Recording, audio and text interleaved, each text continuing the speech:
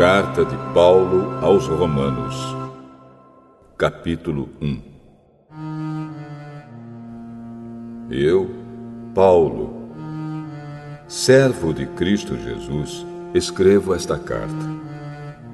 Deus me chamou e me separou para ser seu apóstolo, a fim de que eu anuncie a boa notícia do Evangelho de Deus. Há muito tempo essa boa notícia foi prometida por Deus, por meio dos seus profetas, e escrita nas Escrituras Sagradas.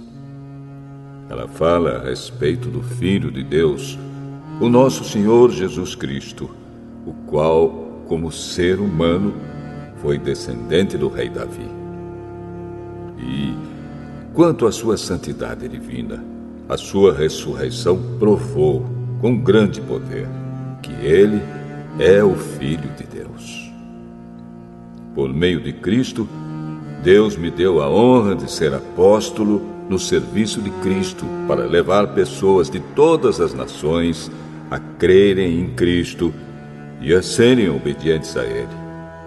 Entre essas pessoas estão vocês, que moram em Roma, a quem Deus tem chamado para pertencerem a Jesus Cristo. Por isso, eu escrevo a todos vocês que estão em Roma, todos vocês a quem Deus ama e a quem tem chamado para serem o seu próprio povo. Que a graça e a paz de Deus, o nosso Pai, e do Senhor Jesus Cristo estejam com vocês.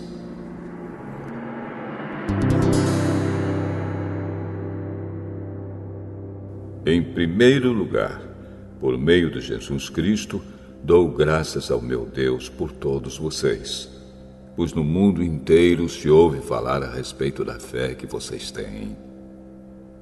Eu sirvo a Deus com todo o meu coração, anunciando a boa notícia a respeito do seu Filho. Deus é testemunha de que digo a verdade. Ele sabe que eu sempre lembro de vocês e oro por vocês. E peço a Deus que, se for da sua vontade, Ele faça com que agora eu possa ir visitá-los. Pois eu quero muito vê-los, a fim de repartir bênçãos espirituais com vocês para fortalecê-los, quer dizer, para que nos animemos uns aos outros por meio da fé que vocês e eu temos.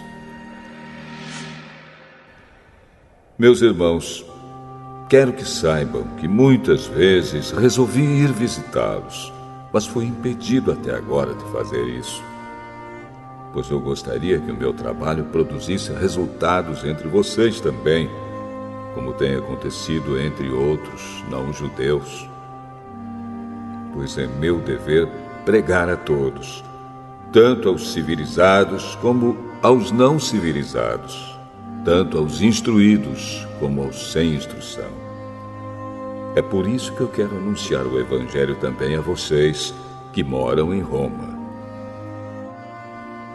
Eu não me envergonho do Evangelho, pois ele é o poder de Deus para salvar todos os que creem, primeiro os judeus e também os não-judeus. Pois o Evangelho mostra como é que Deus nos aceita. É por meio da fé, do começo ao fim. Como dizem as Escrituras Sagradas, viverá aquele que, por meio da fé, é aceito por Deus.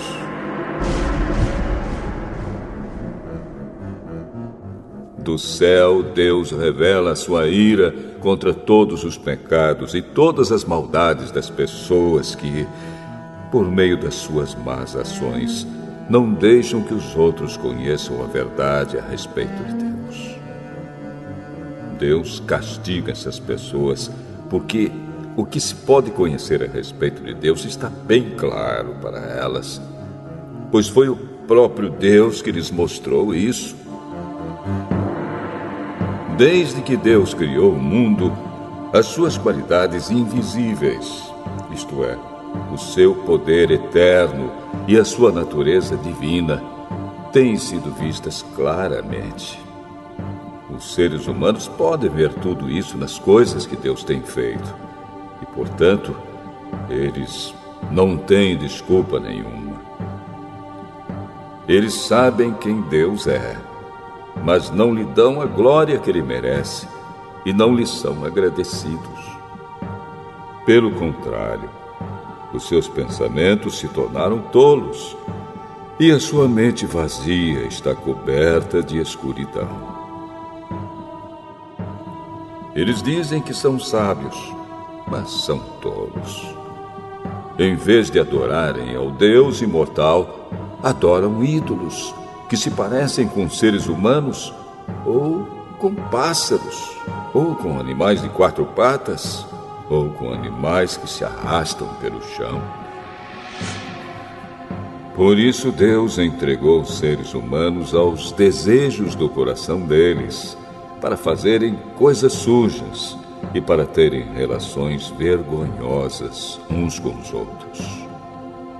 Eles trocam a verdade sobre Deus pela mentira e adoram e servem as coisas que Deus criou, em vez de adorarem e servirem o próprio Criador, que deve ser louvado para sempre.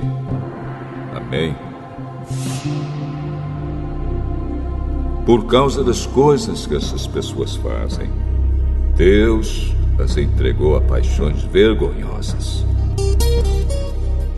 Pois até as mulheres trocam as relações naturais pelas que são contra a natureza. E também os homens deixam as relações naturais com as mulheres e se queimam de paixão uns pelos outros.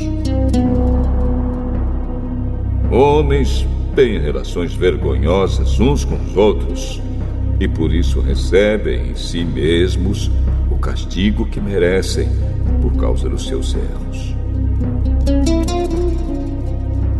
E, como não querem saber do verdadeiro conhecimento a respeito de Deus, ele entregou os seres humanos aos seus maus pensamentos, de modo que eles fazem o que não devem. Estão cheios de todo tipo de perversidade, maldade, ganância, vícios, ciúmes, crimes de morte, brigas, mentiras e malícia. Caluniam e falam mal uns dos outros. Têm ódio de Deus e são atrevidos, orgulhosos e vaidosos. Inventam maneiras de fazer o mal. Desobedecem aos pais, são imorais, não cumprem a palavra, não têm amor por ninguém e não têm pena dos outros. Eles sabem que o mandamento de Deus diz que aqueles que fazem essas coisas merecem a morte. Mas mesmo assim continuam a fazê-las e, pior ainda, aprovam os que fazem as mesmas coisas que eles fazem.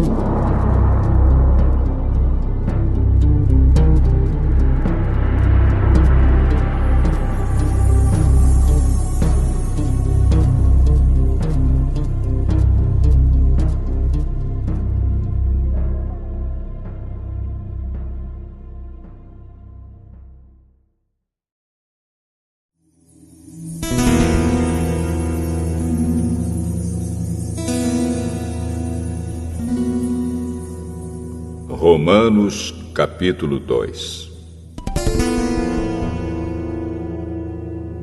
Meu amigo, não importa quem você seja, você não tem desculpa quando julga os outros.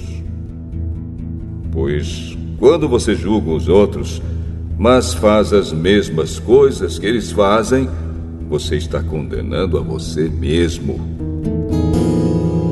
Nós sabemos que Deus é justo quando condena os que fazem essas coisas.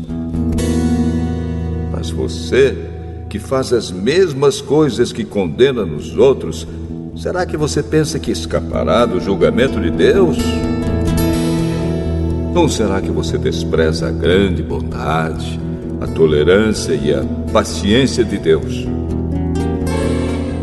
Você sabe muito bem que Ele é bom e que quer fazer com que você mude de vida.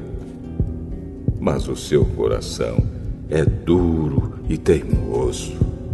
Por isso você está aumentando ainda mais o castigo que vai sofrer no dia em que forem revelados a ira e os julgamentos justos de Deus.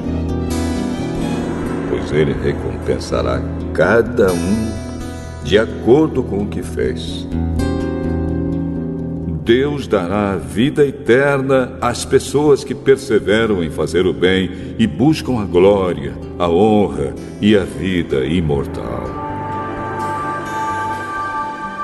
Mas fará cair a sua ira e o seu castigo sobre os egoístas e sobre os que rejeitam o que é justo a fim de seguir o que é mau.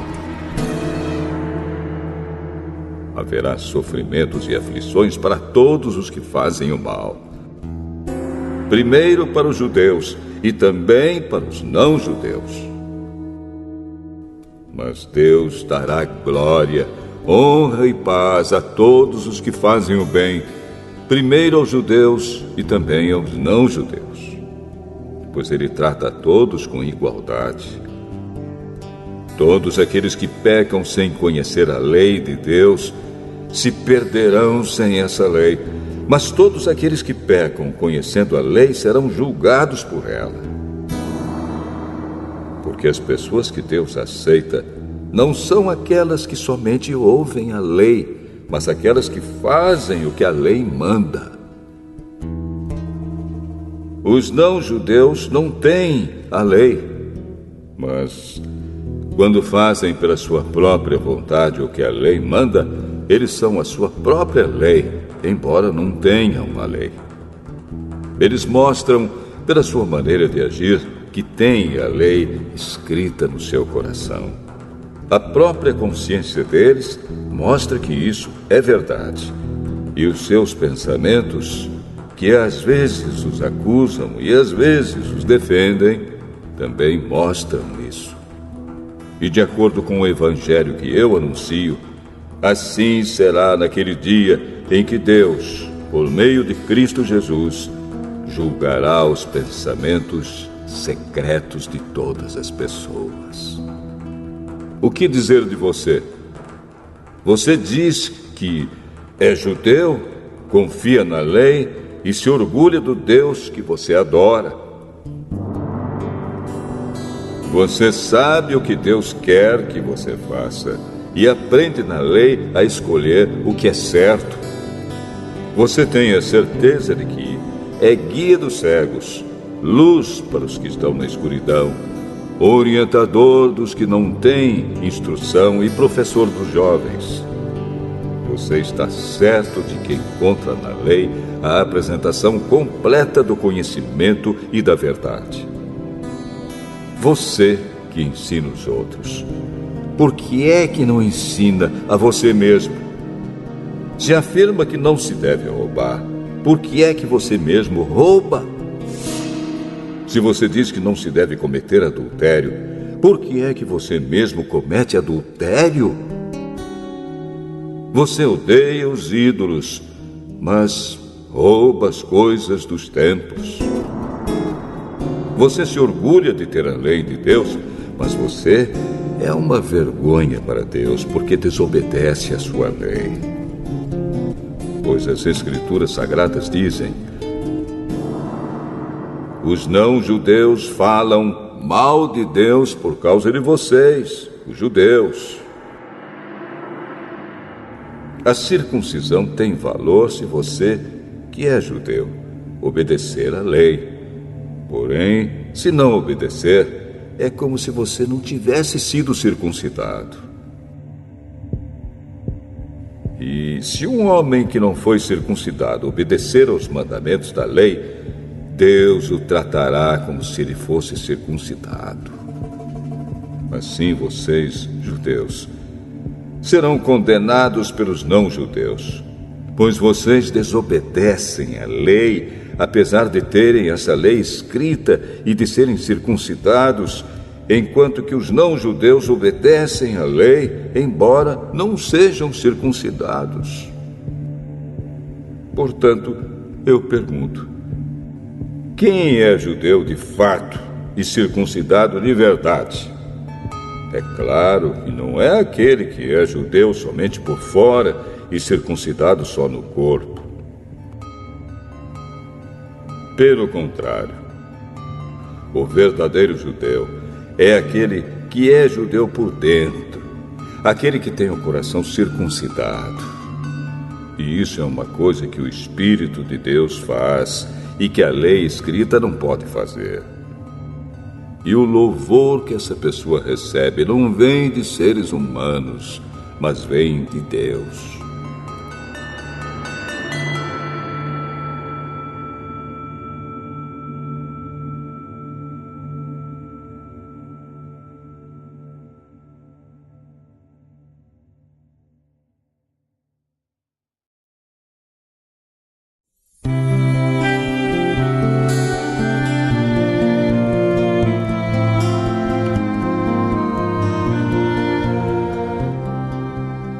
Romanos, capítulo 3. Então, qual é a vantagem de ser judeu? Será que ser circuncidado tem algum valor? Tem sim, e de muitas maneiras. E a primeira vantagem é que Deus entregou a sua mensagem aos cuidados dos judeus. Mas, se alguns não foram fiéis, será que por isso Deus vai ser infiel? De modo nenhum. Que Deus continue a ser verdadeiro, mesmo que todas as pessoas sejam mentirosas, como dizem as Escrituras Sagradas a respeito dele. Que fique provado que tu tens razão quando falas e que sejas vencedor quando fores julgado. Mas se as injustiças que cometemos servem para mostrar que Deus age com justiça, o que é que podemos dizer? Que Deus é injusto quando nos castiga? Eu falo aqui como as pessoas costumam falar. É claro que não. Se Deus não fosse justo, como poderia julgar o mundo? Mas digamos que a minha mentira faz com que a verdade de Deus fique mais clara, aumentando assim a glória dele. Nesse caso, por que é que devo ainda ser condenado como pecador? Então por que não dizer: façamos o mal para que desse mal venha o bem? Na verdade, alguns têm me caluniado, dizendo que eu afirmo isso. Porém, eles serão condenados como merecem. Então, será que nós, os judeus, estamos em melhor situação do que os não-judeus? De modo nenhum. Já mostrei que todos, judeus e não-judeus, estão debaixo do poder do pecado. Como dizem as Escrituras Sagradas, não há uma só pessoa que faça o que é certo. Não há ninguém que tenha juízo. Não há ninguém que adore a Deus. Todos se desviaram do caminho certo. Todos se perderam. Não há mais ninguém que faça o bem. Não há ninguém mesmo. Todos mentem e enganam sem parar. Da língua deles saem mentiras perversas e dos seus lábios saem palavras de morte, como se fossem veneno de cobra. A boca deles está cheia de terríveis maldições. Eles se apressam para matar. Por onde passam, deixam a destruição e a desgraça. Não conhecem o caminho da paz e não aprenderam a temer a Deus. Nós sabemos que tudo o que a lei diz é dito para os que vivem debaixo da lei. Isso a fim de que todos parem de se justificar e a fim de que todas as pessoas do mundo fiquem debaixo do julgamento de Deus. Pois ninguém é aceito por Deus por fazer o que a lei manda, porque a lei faz com que as pessoas saibam que são pecadoras. Mas agora, Deus já mostrou que o meio pelo qual ele aceita as pessoas não tem nada a ver com a lei. A lei de Moisés e os profetas dão testemunho do seguinte: Deus aceita as pessoas por meio da fé que elas têm em Jesus Cristo. É assim que ele trata todos os que creem, pois não existe nenhuma diferença entre as pessoas. Todos pecaram e estão afastados da presença gloriosa de Deus.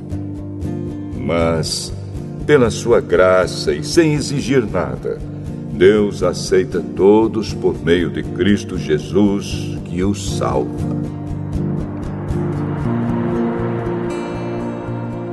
Deus ofereceu Cristo como sacrifício para que, pela sua morte na cruz, Cristo se tornasse o meio das pessoas receberem o perdão dos seus pecados pela fé nele. Deus quis mostrar com isso que ele é justo. No passado, ele foi paciente e não castigou as pessoas por causa dos seus pecados. Mas agora, pelo sacrifício de Cristo, Deus mostra que é justo. Assim, ele é justo e aceita os que creem em Jesus. Será que temos motivo para ficarmos orgulhosos? De modo nenhum. E por que não?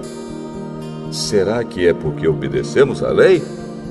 Não, não é. É porque cremos em Cristo. Assim percebemos que a pessoa é aceita por Deus pela fé e não por fazer o que a lei manda. Ou será que Deus é somente Deus dos judeus? Será que não é também Deus dos não-judeus? Claro que é.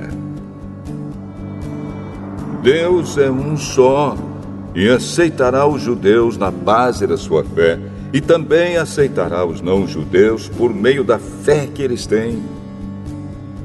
Será que isso quer dizer que, por causa da fé, nós tratamos a lei como se ela não valesse nada? Não, de modo nenhum. Pelo contrário, afirmamos que a lei tem valor.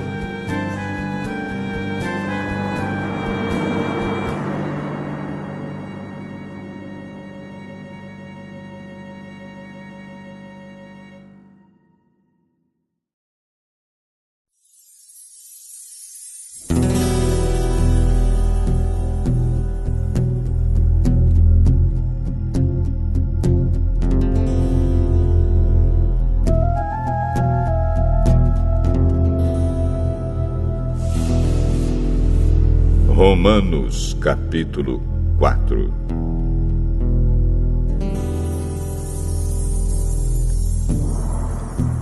Então, o que é que podemos dizer de Abraão, o antepassado de nossa raça? O que foi que ele conseguiu? Se foi por causa das coisas que ele fez que Deus o aceitou, então ele teria motivo para se orgulhar, mas não para se orgulhar diante de Deus. Pois o que é que as Escrituras Sagradas dizem? Elas dizem: Abraão creu em Deus e por isso Deus o aceitou. O salário que o trabalhador recebe não é um presente, mas é o pagamento a que ele tem direito por causa do trabalho que fez. Porém, a pessoa que não põe a sua esperança nas coisas que faz, mas simplesmente crê em Deus, é a fé dessa pessoa que faz com que ela seja aceita por Deus, o Deus que trata o culpado como se ele fosse inocente. E isso foi o que Davi queria dizer quando falou da felicidade daqueles que Deus aceita, sem levar em conta o que eles fazem. Davi disse: Feliz aquele cujas maldades Deus perdoa e cujos pecados ele apaga.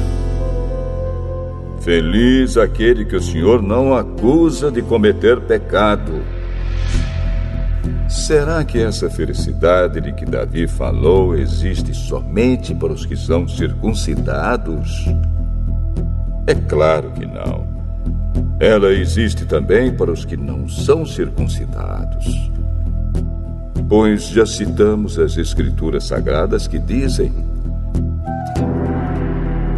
Abraão creu em Deus e por isso Deus o aceitou. Quando foi que isso aconteceu? Foi antes ou depois de Abraão ser circuncidado?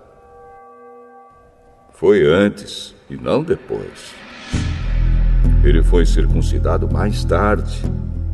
E a sua circuncisão foi um sinal para provar que Deus aceitou Abraão porque ele tinha fé. E isso aconteceu quando ele ainda não havia sido circuncidado. Assim, Abraão é o pai espiritual de todos os que creem em Deus e são aceitos por ele, mesmo que não sejam circuncidados. Ele é também o pai dos que são circuncidados. Não apenas porque são circuncidados, mas porque vivem a mesma vida de fé que Abraão, o nosso pai, viveu antes de ter sido circuncidado. Deus prometeu a Abraão e aos seus descendentes que o mundo ia pertencer a eles. Essa promessa foi feita não porque Abraão tinha obedecido à lei, mas porque ele havia crido em Deus e havia sido aceito por ele. Pois, se aqueles que obedecem à lei vão receber o que Deus prometeu, então a fé é inútil e a promessa de Deus não tem valor. Pois a lei traz o castigo de Deus. Mas, onde não existe lei, também não existe desobediência à lei.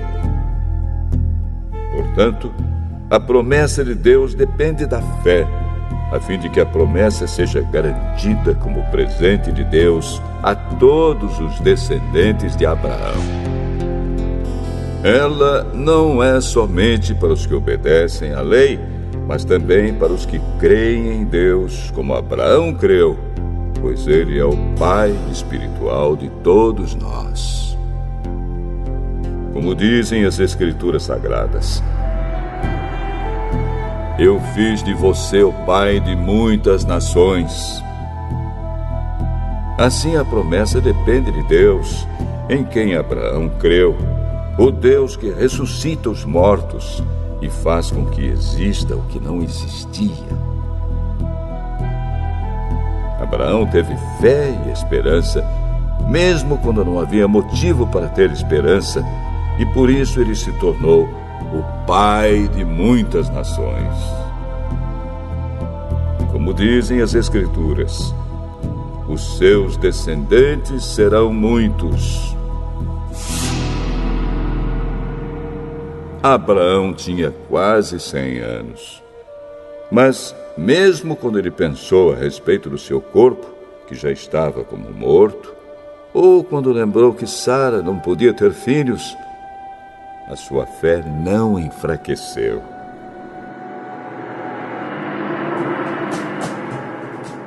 Abraão não perdeu a fé, nem duvidou da promessa de Deus.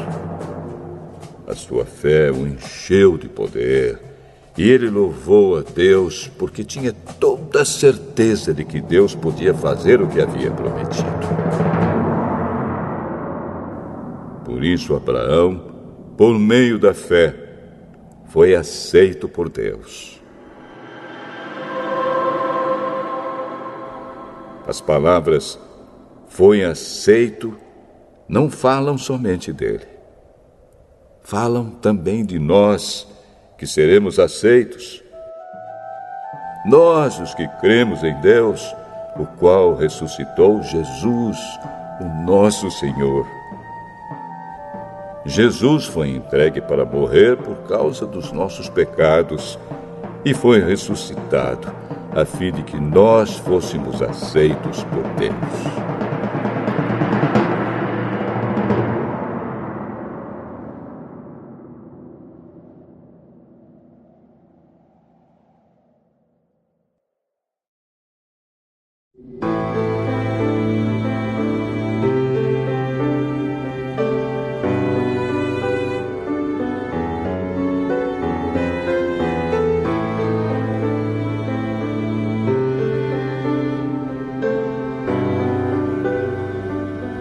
Romanos, capítulo 5.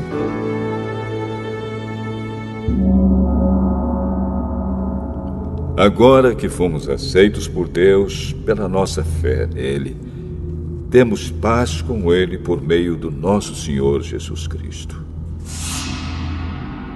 Foi Cristo quem nos deu, por meio da nossa fé, esta vida na graça de Deus. E agora continuamos firmes nessa graça e nos alegramos na esperança de participar da glória de Deus. E também nos alegramos nos sofrimentos, pois sabemos que os sofrimentos produzem a paciência. A paciência traz a aprovação de Deus e essa aprovação cria a esperança. Essa esperança não nos deixa decepcionados, pois Deus derramou seu amor no nosso coração por meio do Espírito Santo que Ele nos deu. De fato, quando não tínhamos força espiritual, Cristo morreu pelos maus no tempo escolhido por Deus. Dificilmente alguém aceitaria morrer por uma pessoa que obedece às leis. Pode ser que alguém tenha coragem para morrer por uma pessoa boa. Mas Deus nos mostrou o quanto nos ama. Cristo morreu por nós quando ainda vivíamos no pecado. E agora que fomos aceitos por Deus por meio da morte de Cristo na cruz, é mais certo ainda que ficaremos livres, por meio dele, do castigo de Deus. Nós éramos inimigos de Deus, mas ele nos tornou seus amigos por meio da morte do seu Filho. E agora que somos amigos de Deus, é mais certo ainda que seremos salvos pela vida de Cristo. E não somente isso, mas também nós nos alegramos por causa daquilo que Deus fez por meio do nosso Senhor Jesus Cristo, que agora nos tornou amigos de Deus. O pecado entrou no mundo por meio de um só homem, e o seu pecado trouxe consigo a morte. Como resultado, a morte se espalhou por toda a raça humana, porque todos pecaram. Antes da lei ser dada, já existia o pecado no mundo. Porém, quando não existe lei, Deus não leva em conta o pecado.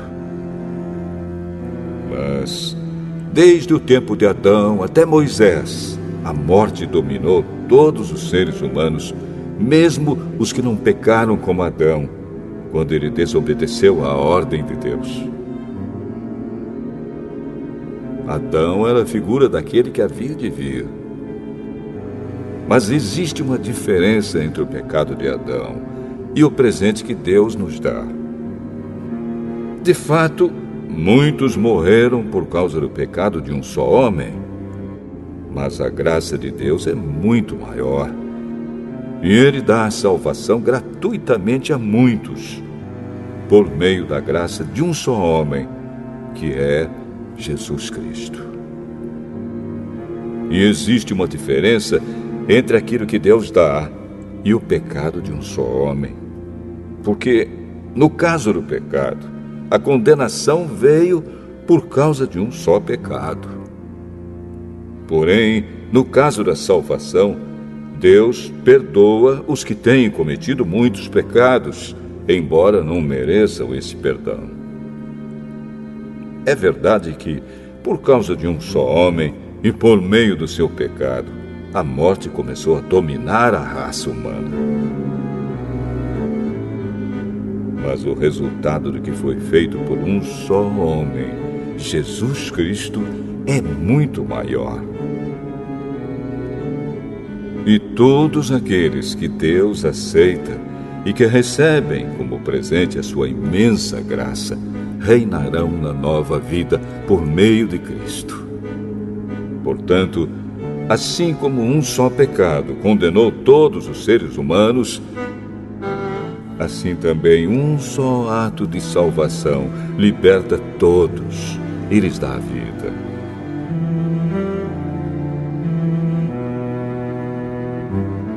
E assim como muitos seres humanos se tornaram pecadores por causa da desobediência de um só homem, assim também muitos serão aceitos por Deus por causa da obediência de um só homem. A lei veio para aumentar o mal, mas onde aumentou o pecado, a graça de Deus aumentou muito mais ainda. E isso aconteceu a fim de que, assim como o pecado dominou e trouxe a morte, assim também a graça de Deus, que o leva a aceitar as pessoas, dominasse e trouxesse a vida eterna. Essa vida é nossa por meio do nosso Senhor Jesus Cristo.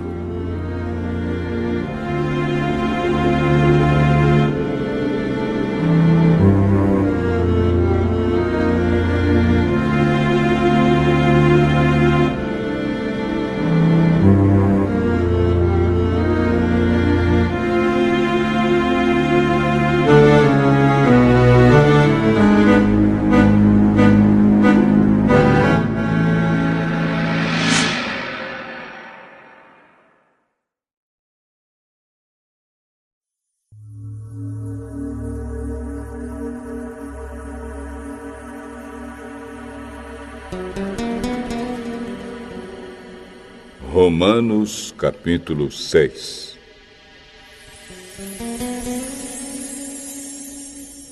Portanto, o que vamos dizer?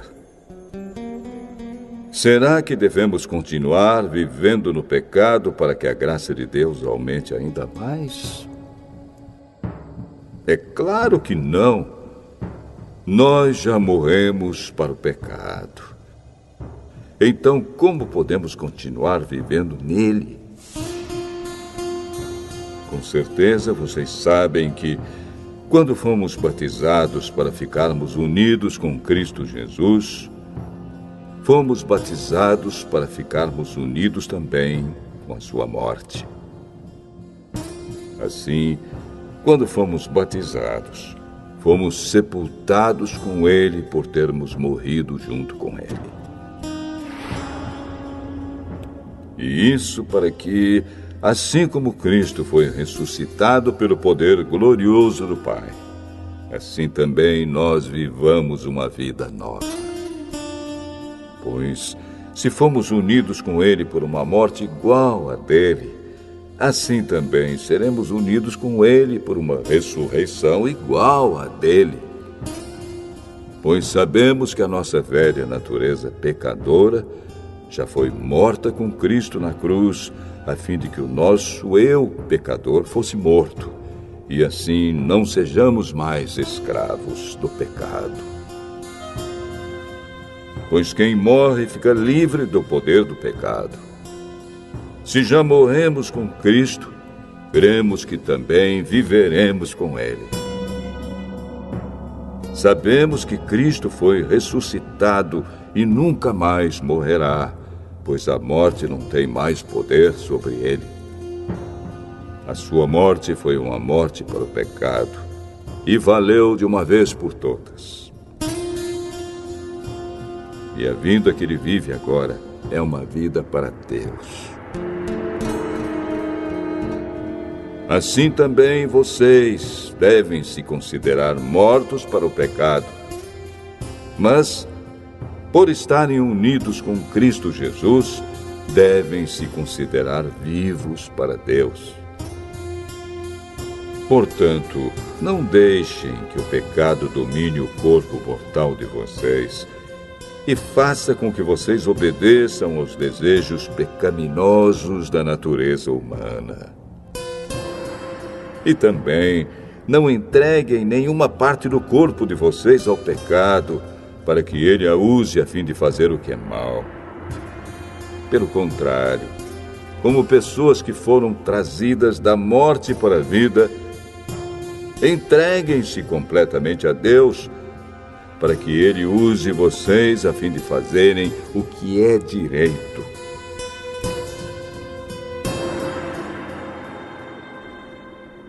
O pecado não dominará vocês, pois vocês não são mais controlados pela lei, mas pela graça de Deus.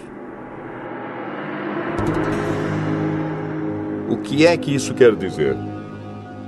Vamos continuar pecando porque não somos mais controlados pela lei, mas pela graça de Deus? É claro que não. Pois vocês sabem muito bem que, quando se entregam a alguma pessoa para serem escravos dela, são de fato escravos dessa pessoa a quem vocês obedecem. Assim sendo, vocês podem obedecer ao pecado que produz a morte, ou podem obedecer a Deus e ser aceitos por Ele. Mas damos graças a Deus porque vocês, que antes eram escravos do pecado, agora já obedecem de todo o coração às verdades que estão nos ensinamentos que receberam.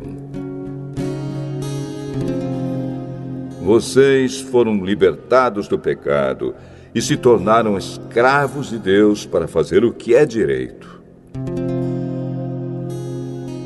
Falo com palavras bem simples, porque vocês ainda são fracos. No passado, vocês se entregaram inteiramente como escravos da imoralidade e da maldade para servir o mal. Entreguem-se agora inteiramente como escravos daquilo que é direito, para viver uma vida dedicada a Deus. Quando eram escravos do pecado, vocês não faziam o que é direito. Porém, o que é que vocês receberam de bom quando faziam aquelas coisas de que agora têm vergonha? Pois o resultado de tudo aquilo é a morte. Mas agora vocês foram libertados do pecado e são escravos de Deus. Com isso, vocês ganham uma vida completamente dedicada a Ele. E o resultado é que vocês terão a vida eterna. Pois o salário do pecado é a morte, mas o presente gratuito de Deus é a vida eterna que temos em união com Cristo Jesus, o nosso Senhor.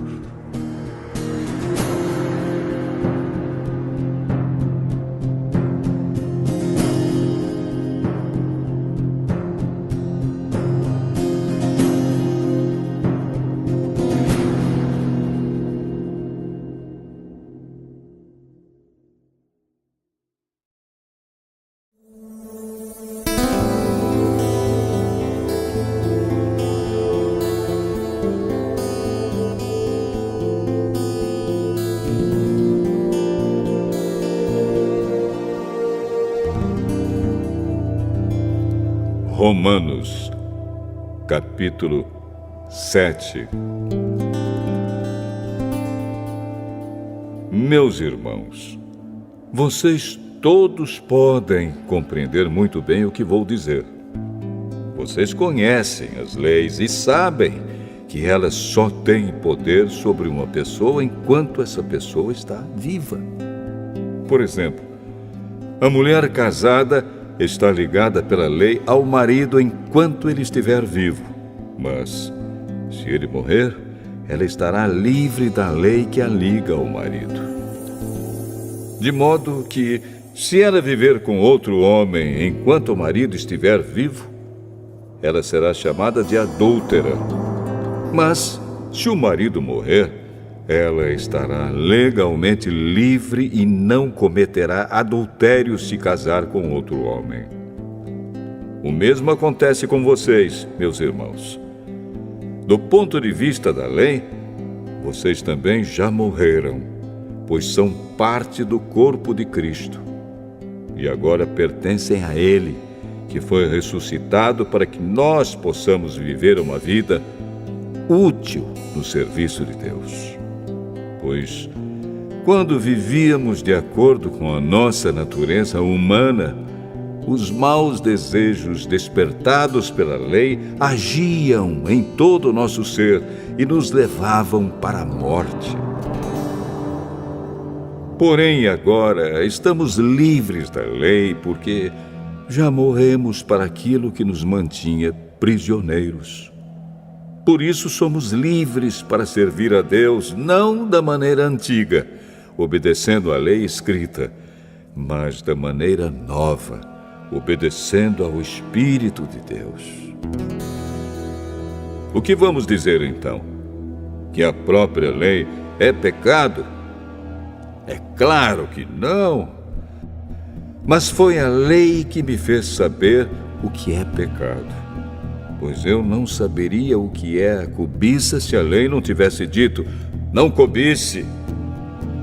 Porém, o pecado se aproveitou dessa lei para despertar em mim todo tipo de cobiça.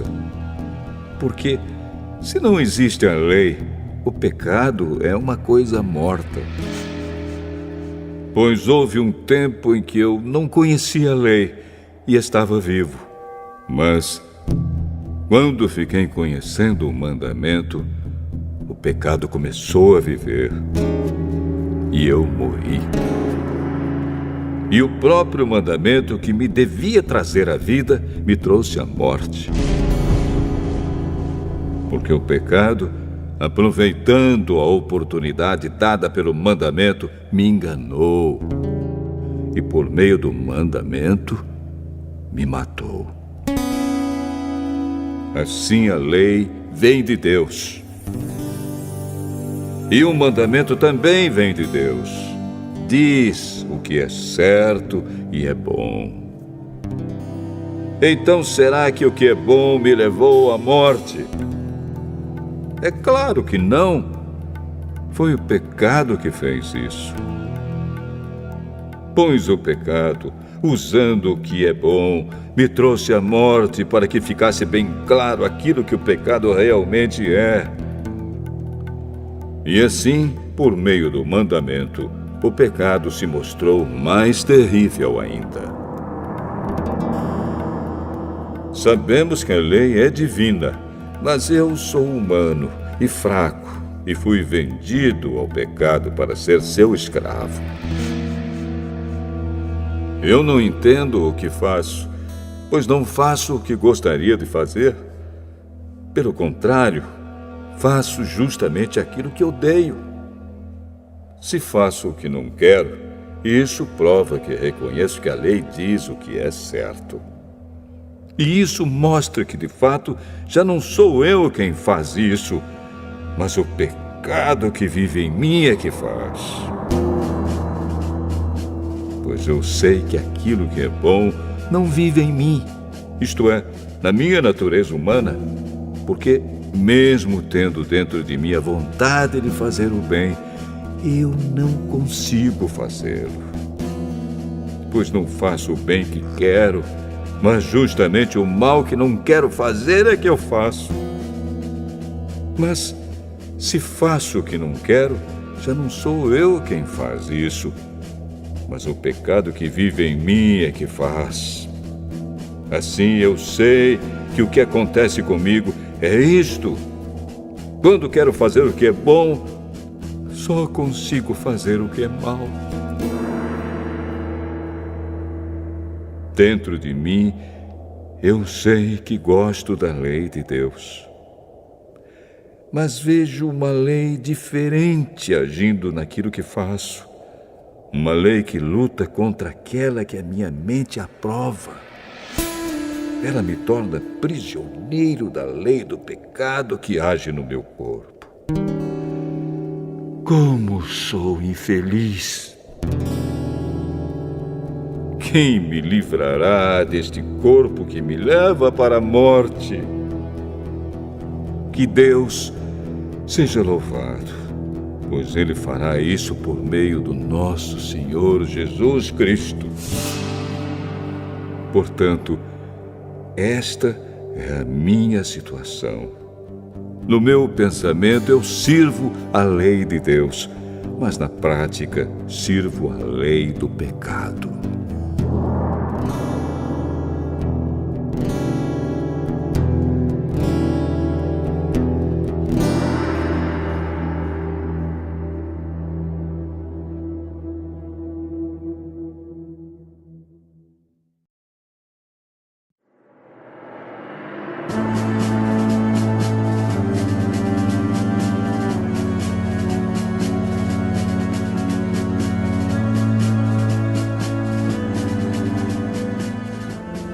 Romanos, capítulo 8.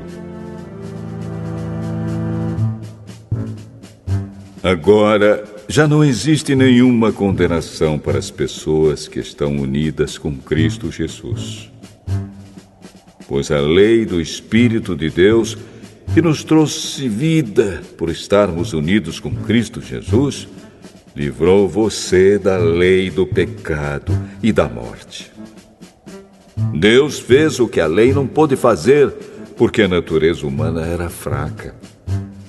Deus condenou o pecado na natureza humana, enviando o seu próprio Filho, que veio na forma da nossa natureza pecaminosa, a fim de acabar com o pecado. Deus fez isso para que as ordens justas da lei pudessem ser completamente cumpridas por nós, que vivemos de acordo com o Espírito de Deus e não de acordo com a natureza humana.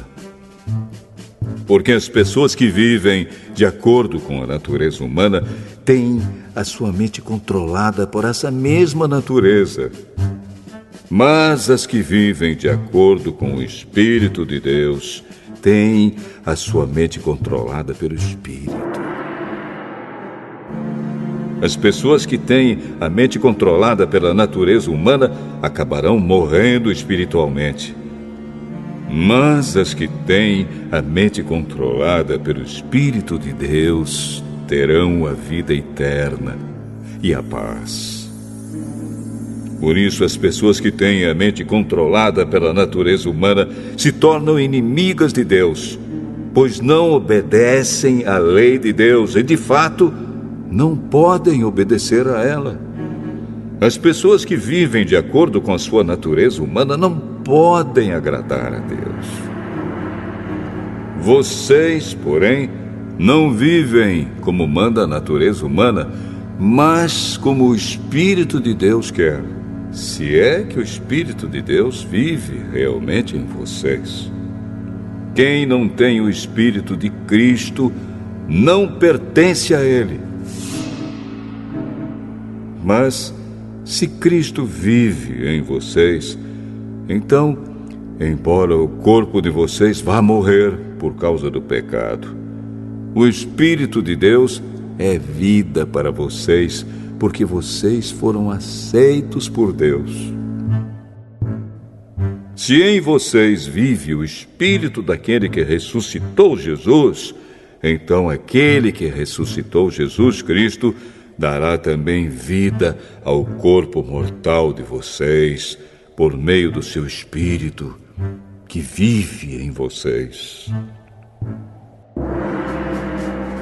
Portanto, meus irmãos, nós temos uma obrigação, que é a de não vivermos de acordo com a nossa natureza humana.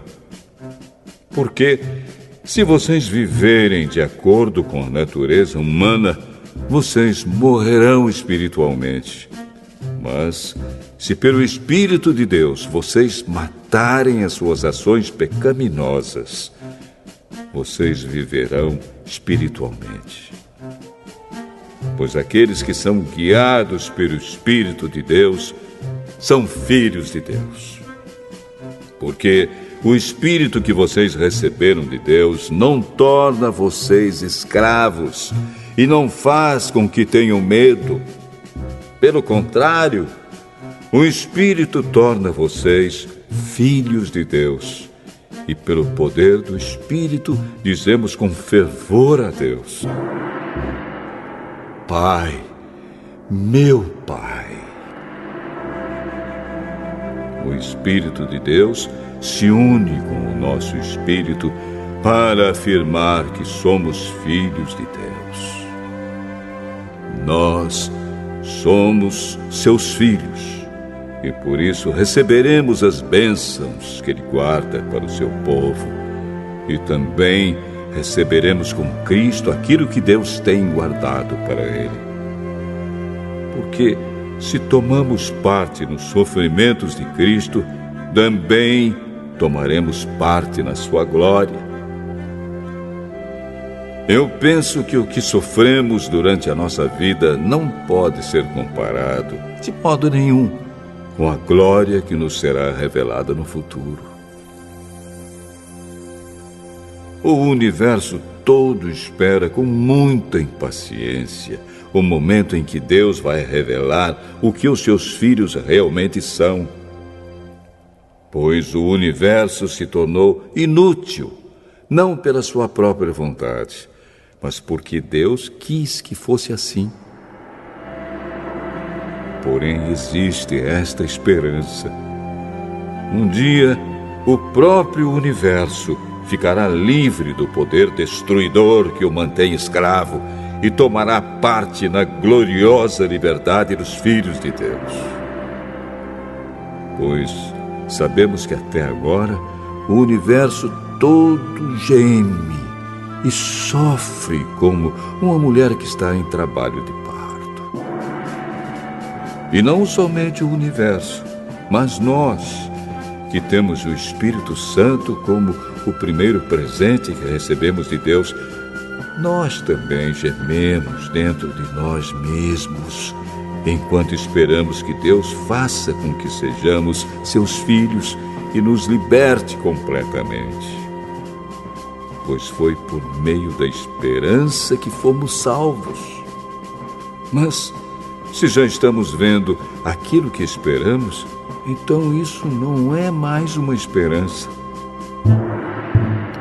Pois quem é que fica esperando por alguma coisa que está vendo? Porém, se estamos esperando alguma coisa que ainda não podemos ver, então esperamos com paciência. Assim também, o Espírito de Deus vem nos ajudar na nossa fraqueza. Pois não sabemos como devemos orar, mas o Espírito de Deus, com gemidos que não podem ser explicados por palavras, pede a Deus em nosso favor. E Deus, que vê o que está dentro do coração, sabe qual é o pensamento do Espírito. Porque o Espírito pede em favor do povo de Deus e pede de acordo com a vontade de Deus. Pois sabemos que todas as coisas trabalham juntas para o bem daqueles que amam a Deus, daqueles a quem Ele chamou de acordo com o seu plano. Porque aqueles que já tinham sido escolhidos por Deus, Ele também separou a fim de se tornarem parecidos com seu Filho. Ele fez isso para que o Filho fosse o primeiro entre muitos irmãos. Assim Deus chamou os que havia separado. Não somente os chamou, mas também os aceitou. E não somente os aceitou, mas também repartiu a sua glória com eles. Diante de tudo isso, o que mais podemos dizer? Se Deus está do nosso lado, quem poderá nos vencer? Ninguém! Porque Ele nem mesmo deixou de entregar o próprio Filho, mas o ofereceu por todos nós. Se Ele nos deu o seu Filho, será que não nos dará também todas as coisas? Quem acusará aqueles que Deus escolheu? Ninguém! Porque o próprio Deus declara que eles não são culpados. Será que alguém poderá condená-los? Ninguém! Pois foi Cristo Jesus quem morreu, ou melhor, quem foi ressuscitado e está à direita de Deus. E Ele pede a Deus em favor de nós. Então, quem pode nos separar do amor de Cristo? Serão os sofrimentos, as dificuldades, a perseguição, a fome, a pobreza, o perigo ou a morte?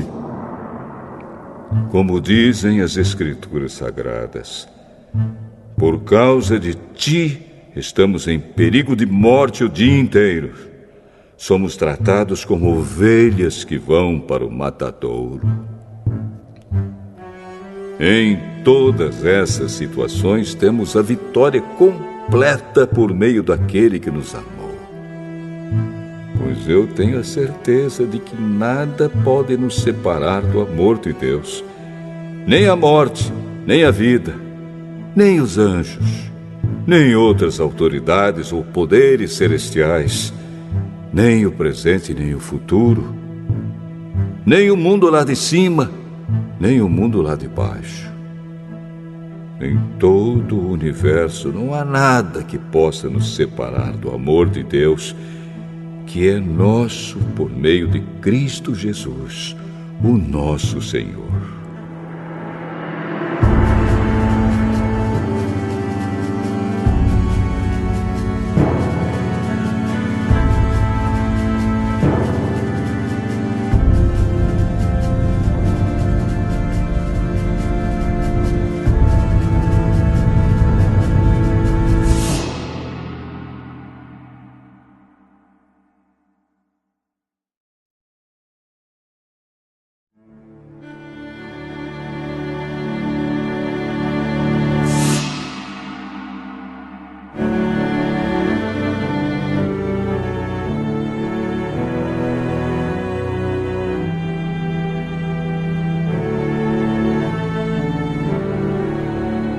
Romanos, capítulo 9.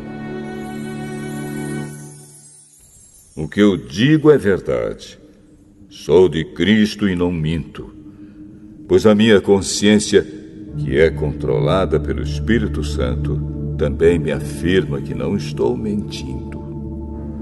Sinto uma grande tristeza e uma dor sem fim no coração por causa do meu povo, que é a minha raça e meu sangue.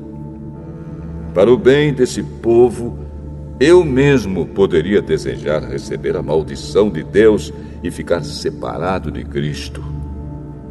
Eles são um povo escolhido por Deus. Ele os tornou seus filhos e repartiu a sua glória com eles.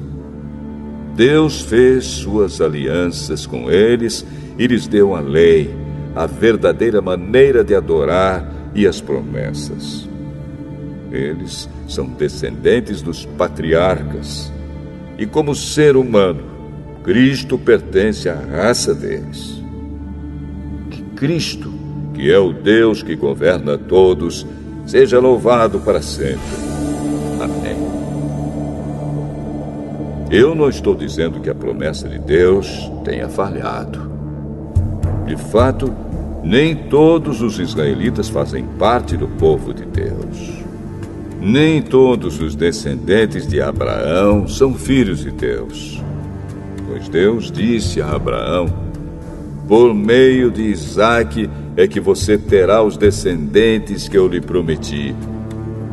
Isso quer dizer que os que são considerados como os verdadeiros descendentes de Abraão são aqueles que nasceram como resultado da promessa de Deus, e não os que nasceram de modo natural.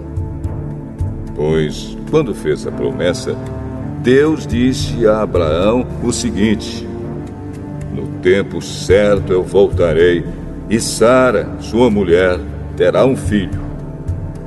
E mais ainda, os dois filhos de Rebeca tinham o mesmo pai, o nosso antepassado Isaque. Mas, para que a escolha de um deles fosse completamente de acordo com o plano de Deus, o próprio Deus disse a Rebeca: o mais velho será dominado pelo mais moço. Disse isso antes de eles nascerem e antes de fazerem qualquer coisa, boa ou má.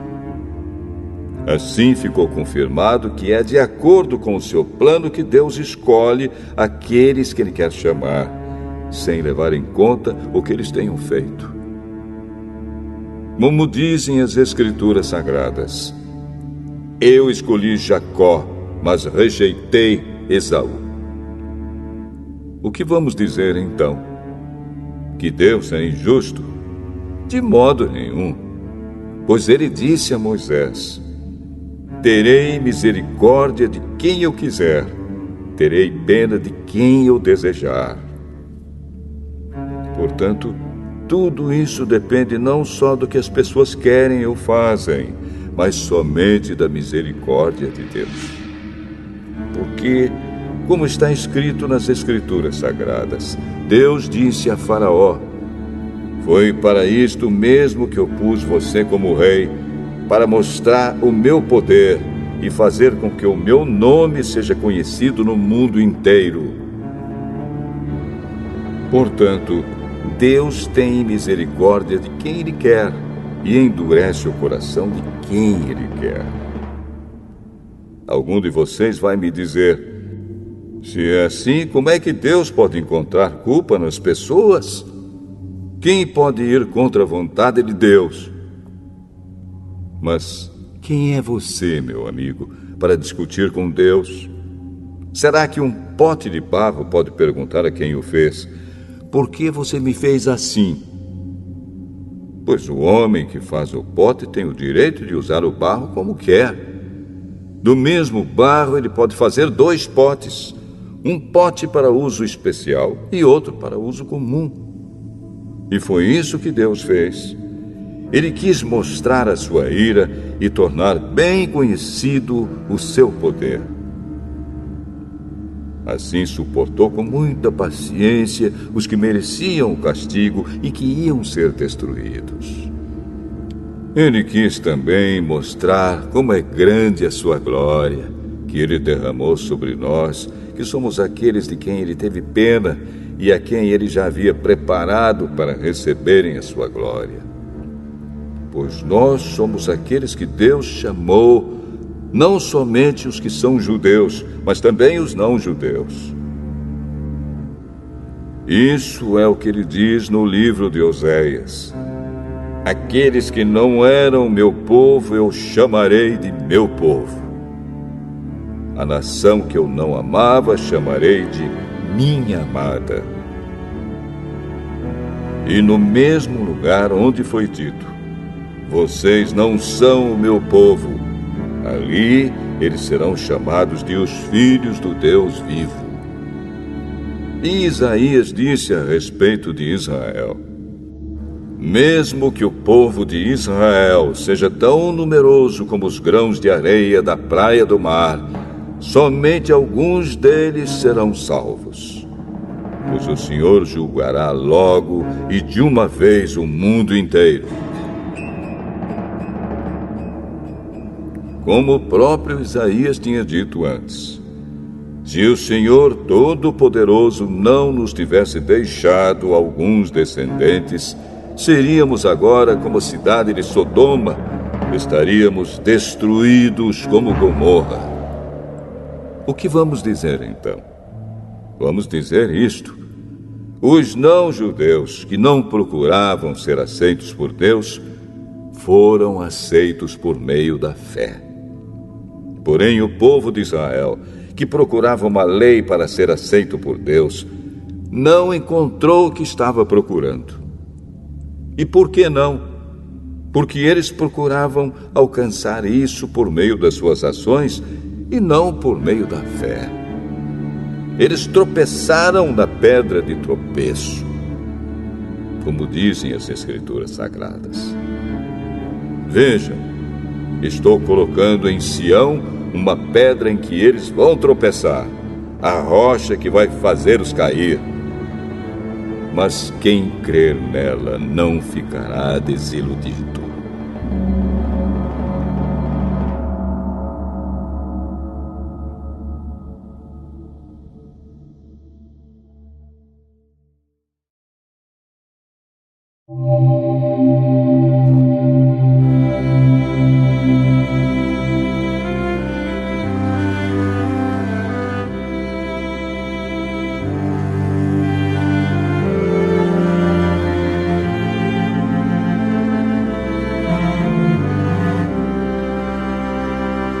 Romanos, capítulo 10. Meus irmãos, desejo de todo o coração que o meu próprio povo seja salvo. E peço a Deus em favor deles, porque eu sou testemunha de que eles são muito dedicados a Deus. Mas a dedicação deles não está baseada no verdadeiro conhecimento, pois eles não conhecem a maneira como Deus aceita as pessoas e assim têm procurado conseguir isso da sua própria maneira. Eles rejeitaram o modo de Deus aceitar as pessoas, porque com Cristo a lei chegou ao fim, e assim os que creem é que são aceitos por Deus. Pois o que Moisés escreveu a respeito de as pessoas serem aceitas por Deus pela obediência à lei foi isto: viverá aquele que fizer o que a lei manda. Porém, quanto a ser aceito por Deus por meio da fé, Moisés diz o seguinte: não fique pensando assim: quem vai subir até o céu? Isto é, para trazer Cristo do céu. Nem pergunte: quem descerá ao mundo lá de baixo? Isto é, para fazer com que Cristo suba do mundo dos mortos. O que Moisés diz é isto: a mensagem de Deus está perto de você, nos seus lábios e no seu coração. Isto é, a mensagem de fé que anunciamos. Se você disser com a sua boca: Jesus é Senhor, e no seu coração crer que Deus ressuscitou Jesus, você será salvo, porque nós cremos com o coração e somos aceitos por Deus. Falamos com a boca e assim somos salvos. Porque as Escrituras Sagradas dizem: quem crer nele não ficará desiludido. Isso vale para todos, pois não existe nenhuma diferença entre judeus e não-judeus. Deus é o mesmo Senhor de todos e abençoa generosamente todos os que pedem a sua ajuda. Como dizem as Escrituras Sagradas, todos os que pedirem a ajuda do Senhor serão salvos. Mas como é que as pessoas irão pedir se não crerem nele? E como poderão crer se não ouvirem a mensagem? E como poderão ouvir se a mensagem não for anunciada? E como é que a mensagem será anunciada se não forem enviados mensageiros? As Escrituras Sagradas dizem: como é bonito ver os mensageiros trazendo boas notícias. Mas nem todos aceitam a boa notícia do Evangelho. Foi Isaías quem disse: Senhor, quem creu na nossa mensagem? Portanto, a fé vem por ouvir a mensagem. E a mensagem vem por meio da pregação a respeito de Cristo. Mas eu pergunto: será que eles não ouviram a mensagem? É claro que ouviram, como dizem as Escrituras. A voz deles se espalhou pelo mundo inteiro. As suas palavras alcançaram a terra toda. Eu pergunto ainda: será que o povo de Israel não soube disso? Moisés foi o primeiro a dar uma resposta. Ele disse: eu farei com que vocês fiquem com ciúmes de um povo que não é uma nação. Farei com que fiquem com raiva de uma nação de gente sem juízo. E Isaías foi mais corajoso ao anunciar o que Deus disse: eu fui achado por aqueles que não me procuravam e apareci aos que não perguntavam por mim. Mas a respeito de Israel, Deus disse: o dia inteiro eu abri os braços, pronto para receber um povo desobediente e rebelde.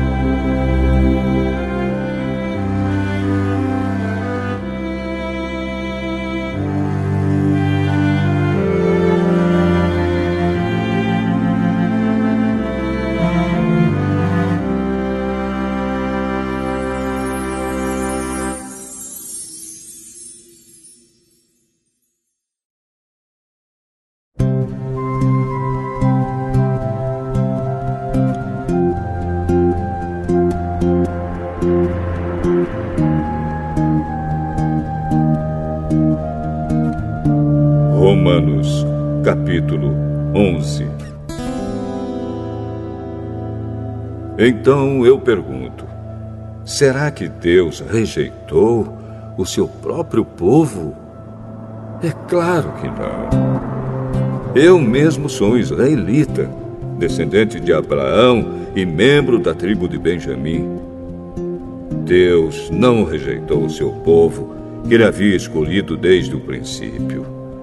Vocês sabem muito bem o que as Escrituras Sagradas dizem naquele trecho em que Elias acusa o povo de Israel diante de Deus.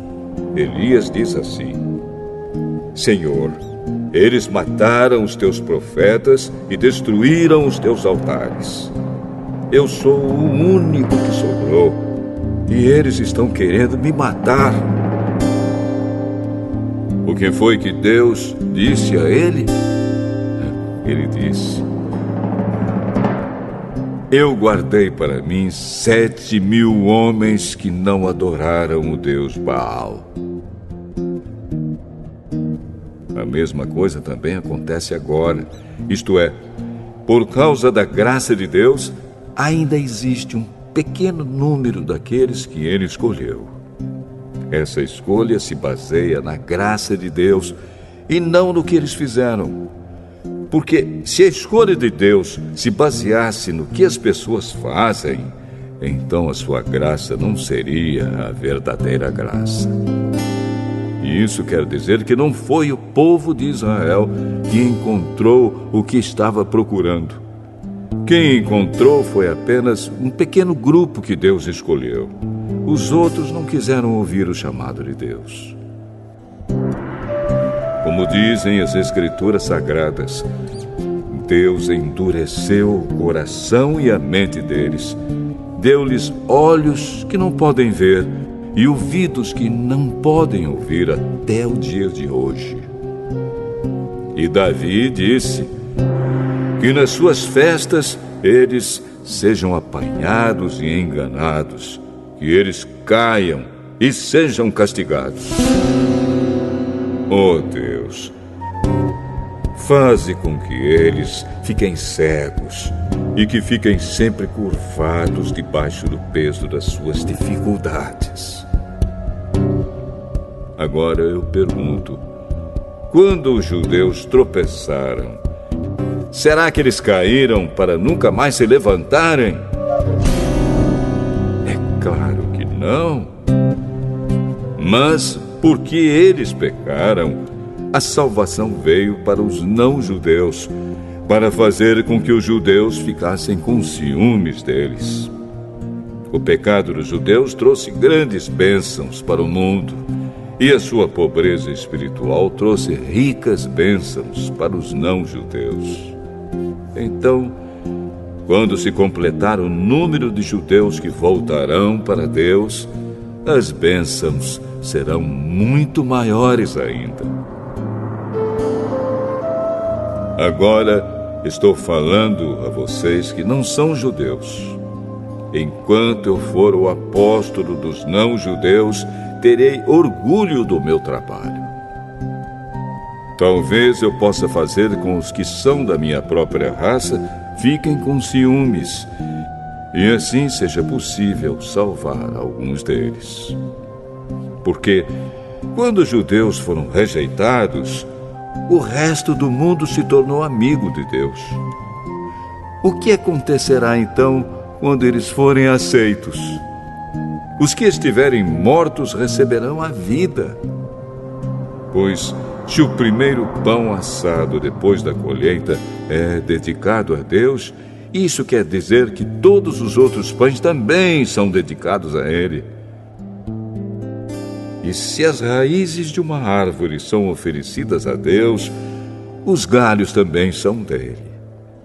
Alguns galhos da oliveira cultivada foram quebrados, e um galho de oliveira brava foi enxertado nela. Pois vocês, os não-judeus, são como aquela oliveira brava, e agora tomam parte na força e na riqueza espiritual dos judeus. Portanto, vocês não devem desprezar os galhos que foram quebrados. Como é que vocês podem estar orgulhosos? Vocês são somente galhos. Não são vocês que sustentam a raiz. É a raiz que sustenta vocês. Porém, vocês dirão: sim, mas os galhos foram quebrados a fim de darem lugar para nós. Isso é verdade. Mas lembrem que eles foram quebrados porque não creram. No entanto, vocês continuam na oliveira porque creem. E não tenham orgulho disso.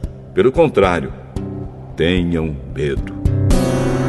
Se Deus não deixou de castigar os judeus, que são como galhos naturais, vocês acham que Ele vai deixar de castigar vocês? Vejam como Deus é bom e também é duro. Ele é duro para os que caíram e bom para vocês, se continuarem sempre confiando na bondade dele. Senão, vocês também serão cortados. E se os judeus abandonarem a sua descrença, serão enxertados na oliveira cultivada, pois Deus pode enxertá-los de novo. Vocês, os não-judeus, são como aquele galho de oliveira brava que foi cortado e enxertado contra a natureza na oliveira cultivada. Os judeus são como essa oliveira cultivada. Portanto, para Deus será muito mais fácil enxertar de novo na própria árvore deles esses galhos quebrados. Meus irmãos, quero que vocês conheçam uma verdade secreta para que não pensem que são muito sábios. A verdade é esta: a teimosia do povo de Israel não durará para sempre, mas somente até que o número completo de não-judeus venha para Deus. É assim que todo o povo de Israel será salvo. Como dizem as Escrituras Sagradas, o Redentor virá de Sião e tirará toda a maldade dos descendentes de Jacó. Eu, o Senhor, farei esta aliança com eles quando tirar os seus pecados. Os judeus rejeitaram o Evangelho e por isso são inimigos de Deus, para o bem de vocês, os não-judeus. Mas, pela escolha de Deus, eles são amigos dele, por causa dos patriarcas.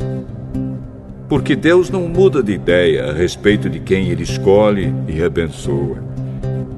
Mas, no passado, vocês que não são judeus, desobedeceram a Deus. Porém, agora, vocês receberam a misericórdia de Deus por causa da desobediência dos judeus. Assim, por causa da misericórdia que vocês receberam, os judeus agora desobedecem a Deus, para que eles também possam receber agora a misericórdia dele.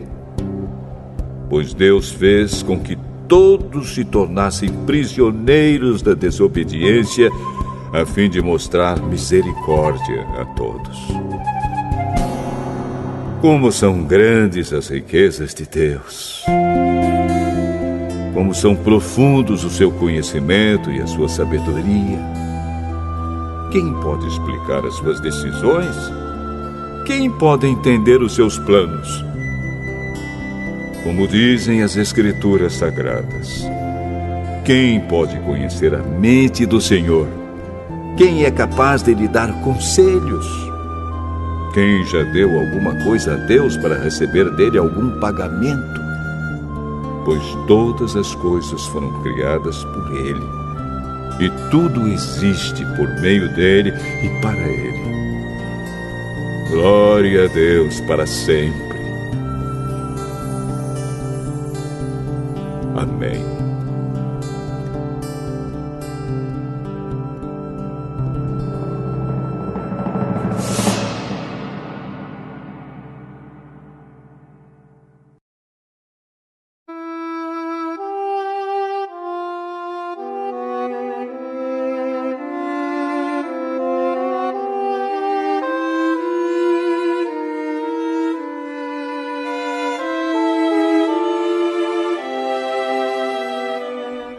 Romanos, capítulo 12. Portanto, meus irmãos, por causa da grande misericórdia divina, peço que vocês se ofereçam completamente a Deus como um sacrifício vivo, dedicado ao seu serviço e agradável a Ele. Esta é a verdadeira adoração que vocês devem oferecer a Deus. Não vivam como vivem as pessoas deste mundo, mas deixem que Deus os transforme por meio de uma completa mudança da mente de vocês. Assim vocês conhecerão a vontade de Deus, isto é, aquilo que é bom, perfeito e agradável a Ele. Por causa da bondade de Deus para comigo, me chamando para ser apóstolo, eu digo a todos vocês que não se achem melhores do que realmente são.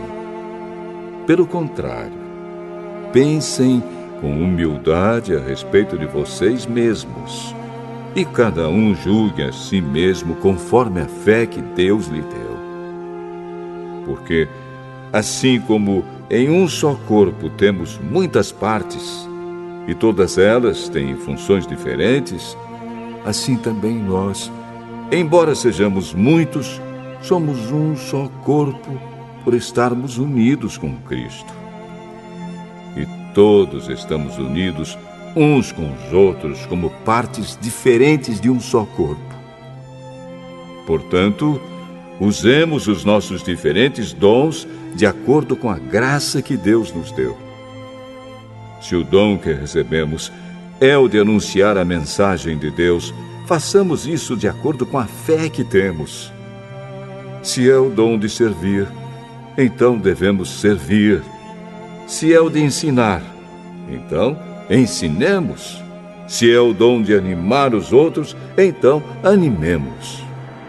Quem reparte com os outros o que tem, que faça isso com generosidade. Quem tem autoridade, que use a sua autoridade com todo cuidado. Quem ajuda os outros, que ajude com alegria. Que o amor de vocês não seja fingido. Odeiem o mal e sigam o que é bom. Amem uns aos outros com o amor de irmãos em Cristo e se esforcem para tratar uns aos outros com respeito. Trabalhem com entusiasmo e não sejam preguiçosos. Sirvam o Senhor com o coração cheio de fervor. Que a esperança que vocês têm os mantenha alegres. Aguentem com paciência os sofrimentos e orem sempre. Repartam com os irmãos necessitados o que vocês têm e recebam os estrangeiros nas suas casas. Peçam que Deus abençoe os que perseguem vocês. Sim, peçam que Ele abençoe e não que amaldiçoe. Alegrem-se com os que se alegram e chorem com os que choram. Tenham por todos o mesmo cuidado. Não sejam orgulhosos, mas aceitem serviços humildes. Que nenhum de vocês fique pensando que é sábio. Não paguem a ninguém o mal com o mal. Procurem agir de tal maneira que vocês recebam a aprovação dos outros. No que depender de vocês, façam todo o possível para viver em paz com todas as pessoas. Meus queridos irmãos, nunca se vinguem de ninguém. Pelo contrário, deixem que seja Deus quem dê o castigo. Pois as Escrituras Sagradas dizem: eu me vingarei, eu acertarei contas com eles, diz o Senhor. Mas façam como dizem as Escrituras. Se o seu inimigo estiver com fome, dê comida a ele. Se estiver com sede, dê água. Porque assim você o fará queimar de remorso e vergonha. Não deixem que o mal vença vocês, mas vençam o mal com o bem.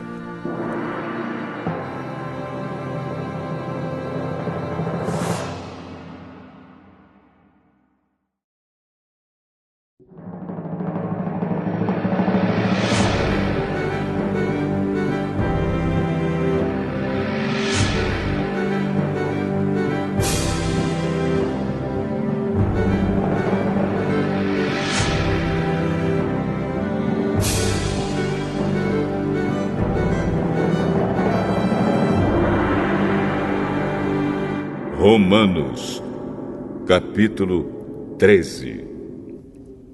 Obedeçam às autoridades todos vocês, pois nenhuma autoridade existe sem a permissão de Deus, e as que existem foram colocadas nos seus lugares por Ele. Assim, quem se revolta contra as autoridades está se revoltando contra o que Deus ordenou, e os que agem desse modo serão condenados. Somente os que fazem o mal devem ter medo dos governantes, e não os que fazem o bem. Se você não quiser ter medo das autoridades, então faça o que é bom, e elas o elogiarão, porque as autoridades estão a serviço de Deus para o bem de você. Mas se você faz o mal, então tenha medo. Pois as autoridades, de fato, têm poder para castigar. Elas estão a serviço de Deus e trazem o castigo dele sobre os que fazem o mal. É por isso que você deve obedecer às autoridades. Não somente por causa do castigo de Deus, mas também porque a sua consciência manda que você faça isso. É por isso também que vocês pagam impostos, pois quando as autoridades cumprem os seus deveres, elas estão a serviço de Deus. Portanto, paguem ao governo o que é devido.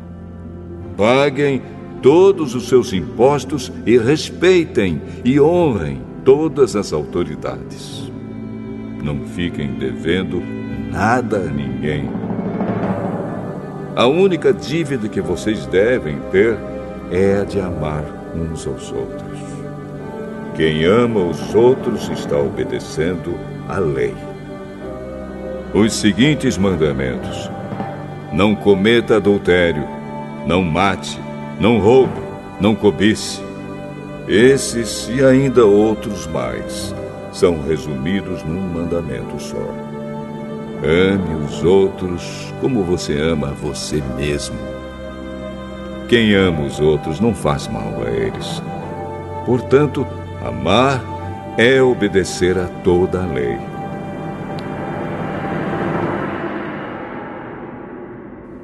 Vocês precisam fazer todas essas coisas porque sabem em que tempo nós estamos vivendo. Chegou a hora de vocês acordarem, pois o momento de sermos salvos está mais perto agora do que quando começamos a crer. A noite está terminando e o dia vem chegando. Por isso, paremos de fazer o que pertence à escuridão e peguemos as armas espirituais para lutar na luz.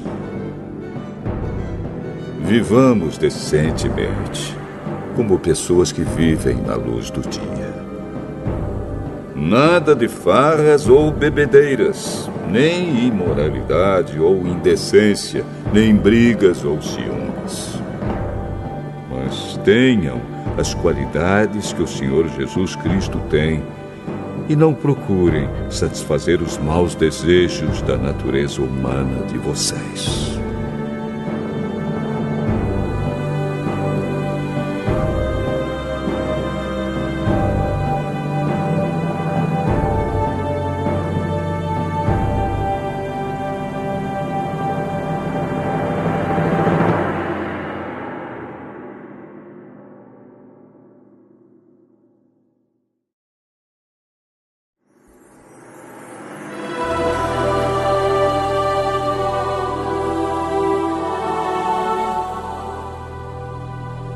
Romanos, capítulo 14.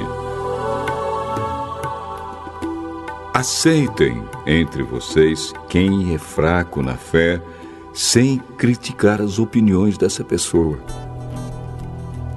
Por exemplo, algumas pessoas creem que podem comer de tudo, mas quem é fraco na fé come somente verduras e legumes. Quem come de tudo não deve desprezar quem não faz isso. E quem só come verduras e legumes não deve condenar quem come de tudo, pois Deus o aceitou. Quem é você para julgar o escravo de alguém? Se ele vai vencer ou fracassar, isso é da conta do dono dele. E ele vai vencer porque o Senhor pode fazê-lo vencer.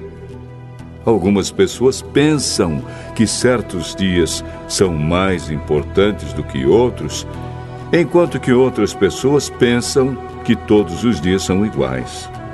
Cada um deve estar bem firme nas suas opiniões. Quem dá mais valor a certo dia faz isso para honrar o Senhor. E também quem come de tudo faz isso para honrar o Senhor, pois agradece a Deus o alimento. E quem evita comer certas coisas faz isso para honrar o Senhor e dar graças a Deus. Porque nenhum de nós vive para si mesmo, e nenhum de nós morre para si mesmo. Se vivemos, é para o Senhor que vivemos. E se morremos, também é para o Senhor que morremos. Assim, tanto se vivemos como se morremos, somos do Senhor. Pois Cristo morreu e viveu de novo para ser o Senhor tanto dos mortos como dos vivos. Portanto, por que é que você, que só come verduras e legumes, condena o seu irmão? E você que come de tudo, por que despreza o seu irmão?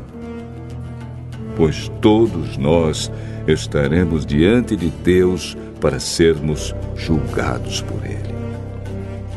É isto que as Escrituras Sagradas dizem.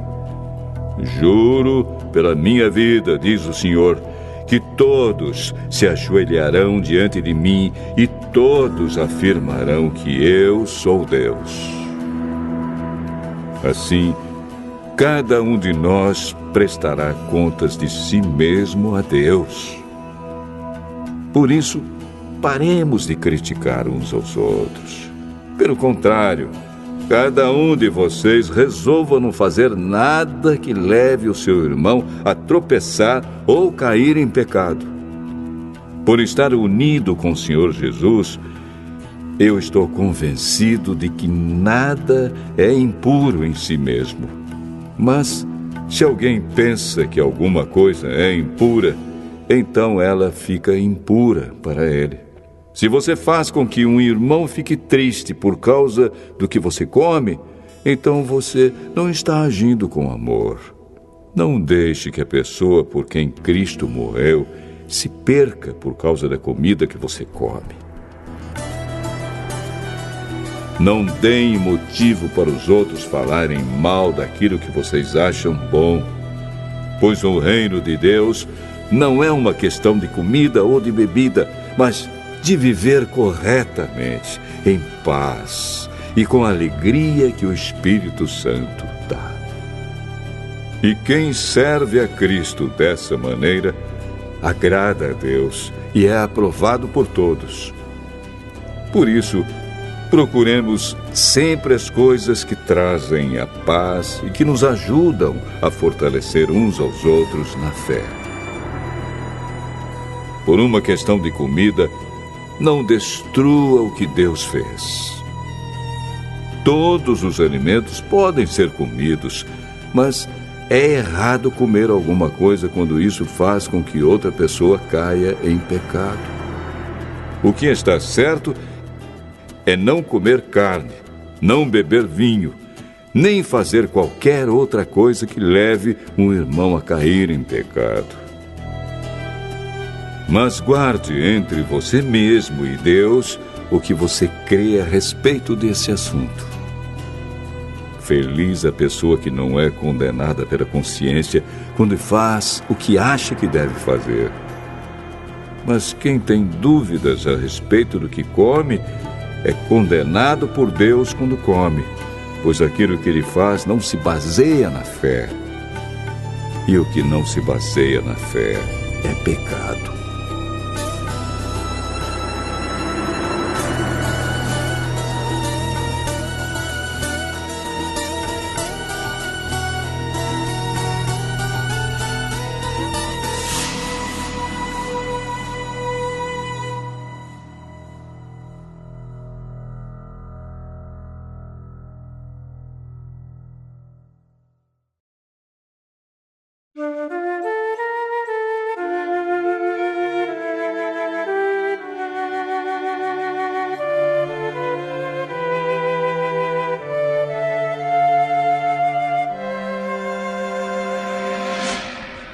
Romanos, capítulo 15.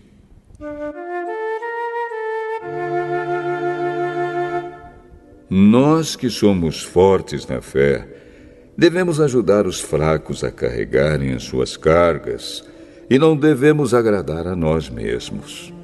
Pelo contrário, cada um de nós deve agradar o seu irmão para o bem dele, a fim de que ele cresça na fé. Pois nem o próprio Cristo procurou agradar a si mesmo. Pelo contrário, como dizem as Escrituras Sagradas, as ofensas daqueles que te insultaram caíram sobre mim. Porque tudo o que está nas Escrituras foi escrito para nos ensinar, a fim de que tenhamos esperança por meio da paciência e da coragem que as Escrituras nos dão. Que Deus, que é quem dá paciência e coragem, ajude vocês a viverem bem uns com os outros, seguindo o exemplo de Cristo Jesus.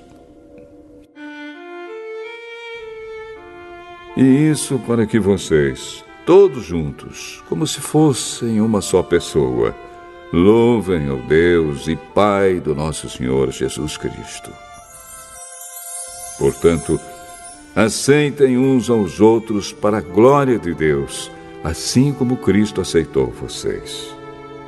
Pois eu lhes digo que Cristo se tornou servo dos judeus a fim de mostrar que Deus é fiel, para fazer com que se cumprissem as promessas feitas por Deus aos patriarcas, e para fazer com que os não-judeus louvassem a Deus pela sua bondade.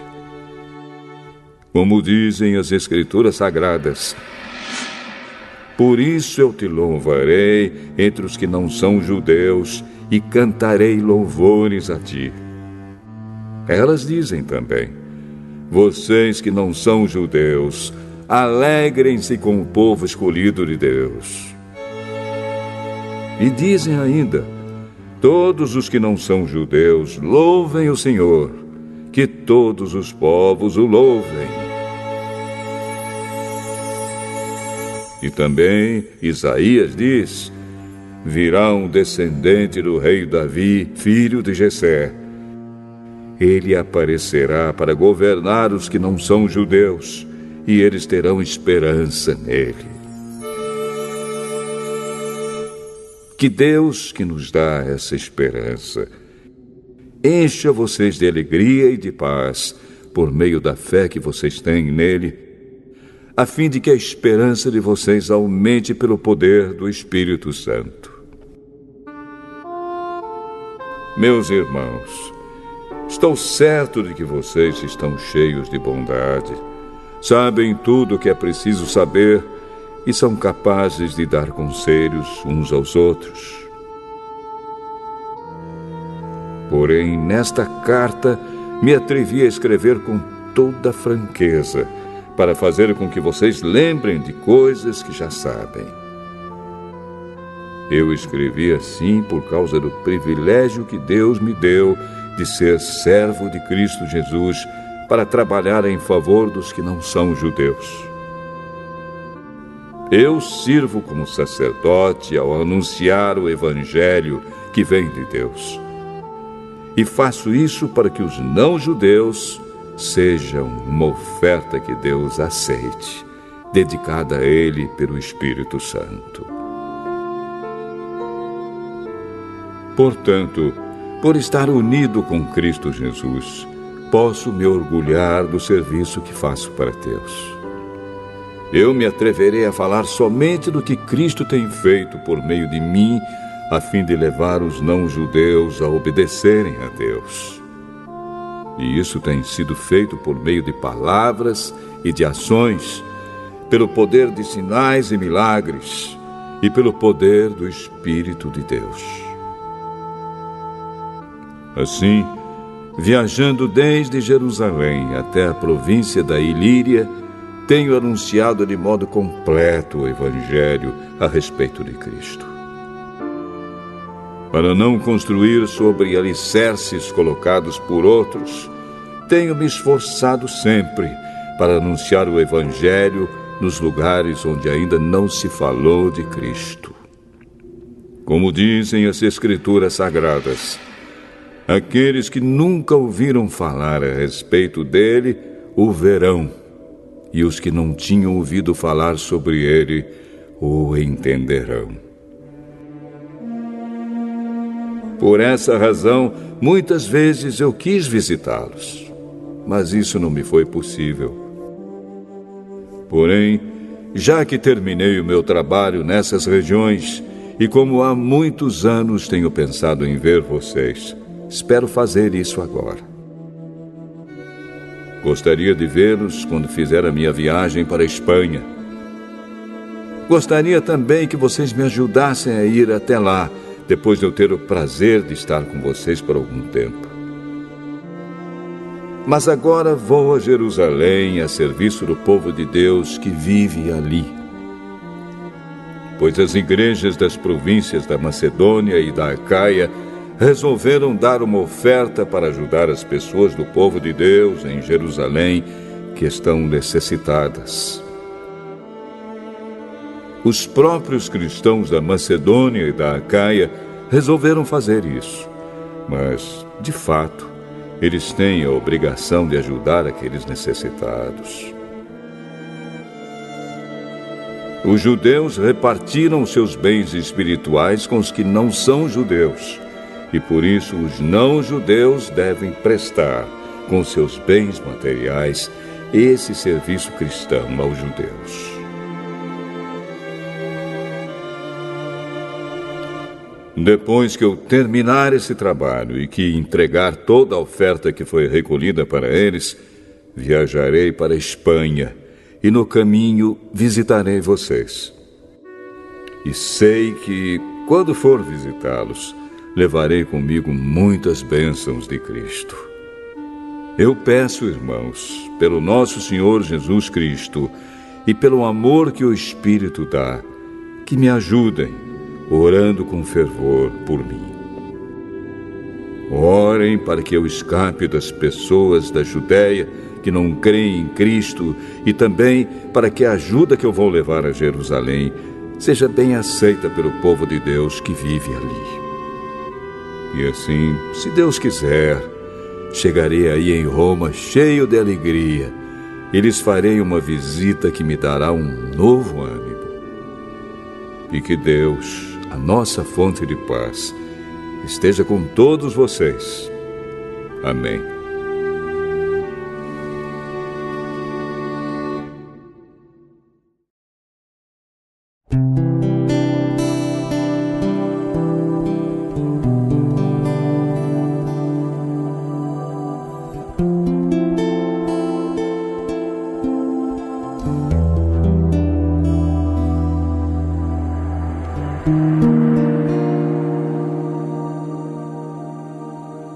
Romanos capítulo 16.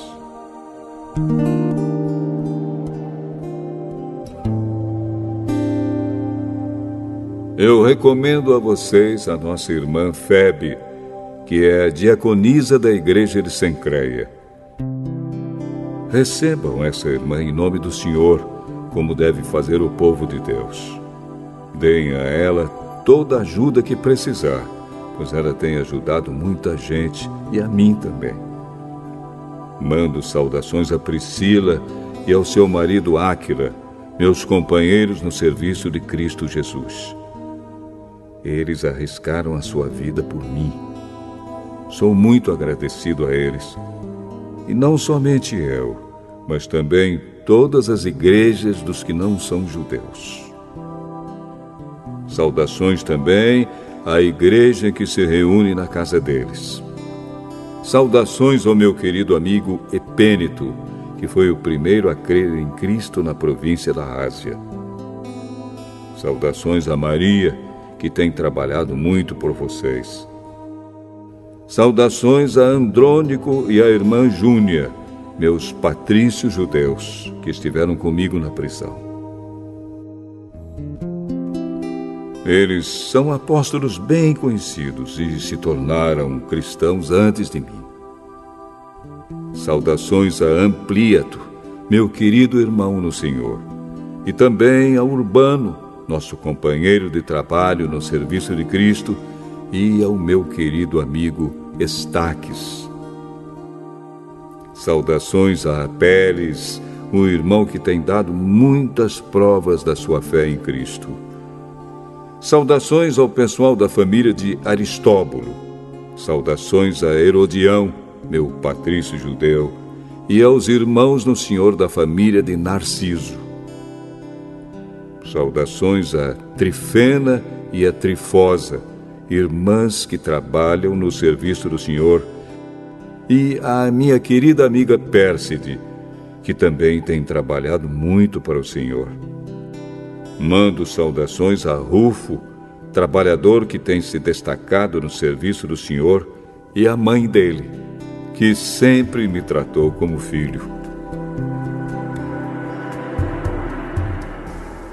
Saudações aos irmãos Asíncrito, Flegonte, Hermes, Pátrobas, Hermas e a todos os irmãos que estão com eles.